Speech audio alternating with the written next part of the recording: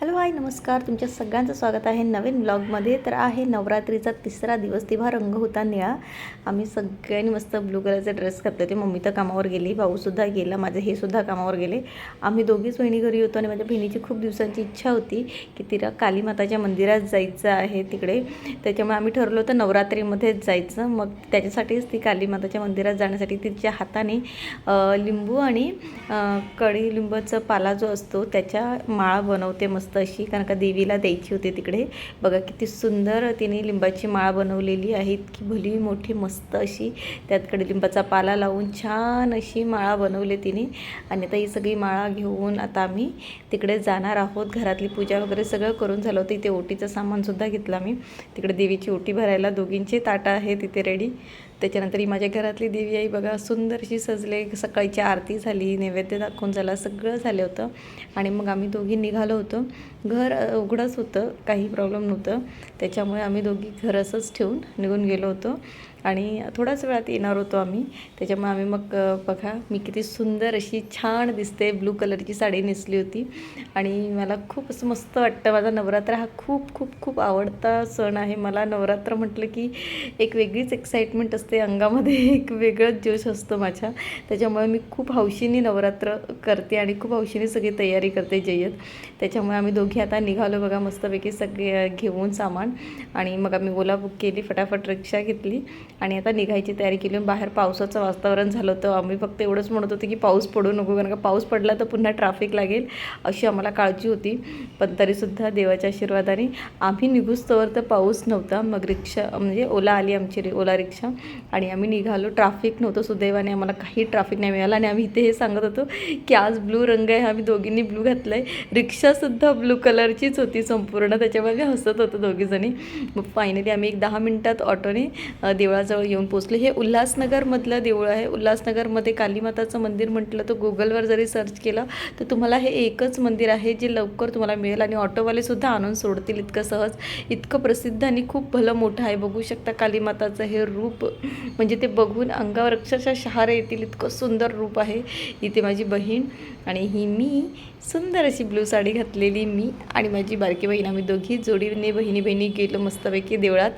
छान भरपूर गर्दी होती पण छान दर्शन मिळालं, निवांत दर्शन घेता आलं, कारण का आम्ही दुपारच्या वेळेस थोडंसं गेलो होतो. त्याच्यामुळे गर्दी सगळी संपत आली होती, लोक म्हणजे जात होती सगळेजणं. त्याच्यामुळे आम्हाला व्यवस्थित दर्शन करता आलं, फोटोज काढता आले, व्हिडिओज घेता आले.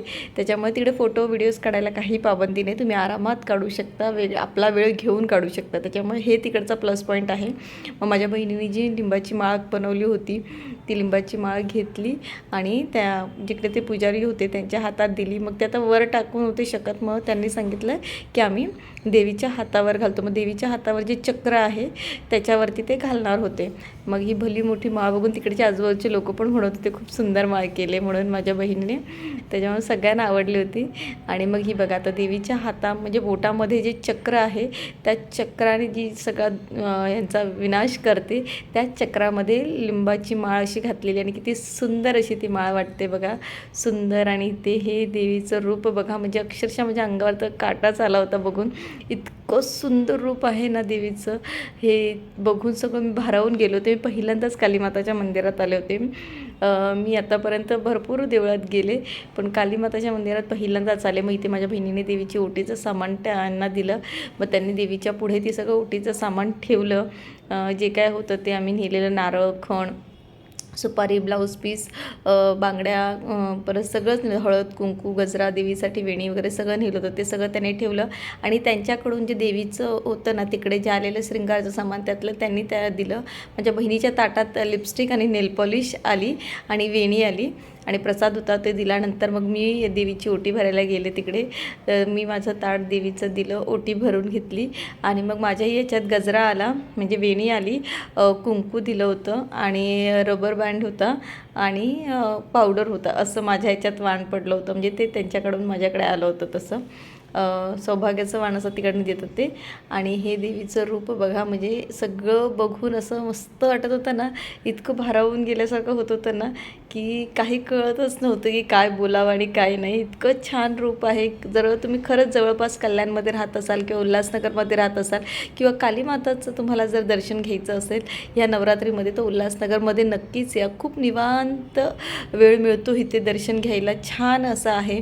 फोटोज वगैरे काढायलाही तुम्हाला अलाउड करतात. हे बाकीचंही ते आतमधला गाभारा तुम्हाला दाखवते. इथे खूप सारे देवदेवतांचे फोटोज लागलेले आहेत आणि खूप सुंदर असं आहे. आणि ते शिव मंदिर आहे, इतकं सुंदर आहे ना, इतकं छान आहे ना. इथे शिवलिंग ते बघून मी अक्षरशः भारावून गेले. इतकं सुंदर होतं ते शिवलिंग. मग त्याच्यावर आम्ही जलाभिषेक केला आणि जलाभिषेक केल्यानंतर मी म्हणजे असं शिवलिंग बघून ना मी अक्षरशः भारावून गेले. इतकं सुंदर रूप वाटत होतं ना ते. आणि मग प्रदक्षिणा घातल्या, पाया पडले आणि नंतर माझ्या बहिणीने पण जलाभिषेक केला शिवलिंगावरती. आणि मग नंतर तिने पण पाया वगैरे पडून पूजा करून घेतली शिवलिंगाची. त्याच्यानंतर तिकडे इतर देवदेवताही आहेत, म्हणजे शंकर पार्वती आहेत, मारुती राय आहे. मारुती रायाचं तर खूप सुंदर असं मूर्ती आहे, पण ते ना काचेच्या आत बंद होती, त्याच्यामुळे ते फोटोज व्हिडिओजमध्ये नीट दिसत नसेल. पण इथे शंकर पार्वतीचं बघा किती सुंदर रूप असं आहे मूर्तीमध्ये. खूप छान वाटत होतं ते सगळं बघून. भरपूर देवदेवता आहेत तिकडे. तुम्हाला एकत्रच सगळ्या देवदेवतांचं दर्शन तिकडे घेता येतं जर तुम्ही तिकडे गेलात तर. देवीचे अनेक रूप आहेत तिकडे. छोट्या छोट्या मूर्त्यांच्या रूपामध्ये देवीचे अनेक रूप तिकडे ठेवलेले आहेत. ही भली मोठी देवीची मूर्ती होती आणि खूप सुंदर आणि आकर्षक होती. बघता क्षणीचं मन प्रसन्न होत होतं. नंतर साईबाबा होते, इथे देवीचा घट त्यांनी लावला होता. असं सुंदर असं देवीचं रूप होतं. इथे बघा विष्णूचं पण एक छोटंसं असं मस्त म्हणजे मूर्ती होती आणि खूप सुंदर होती. पितळेचेच होते सगळे. आणि इथे सगळे बाकी इतर म्हणजे गणपती बाप्पा होते, लक्ष्मी होती, पार्वती माता होती, असे सगळे होते.